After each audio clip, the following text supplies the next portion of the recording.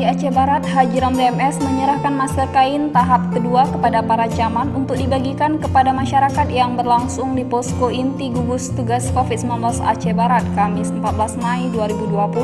Sebagaimana diketahui, Pemkab Aceh Barat menyediakan 200.000 lembar masker kain untuk masyarakat yang bersumber dari dana APBK. Pada tahap pertama, Pemkab Aceh Barat telah menyalurkan 66.000 lembar masker kain kepada masyarakat yang disalurkan melalui ibu-ibu PKK Kecamatan dan PKK Gampong.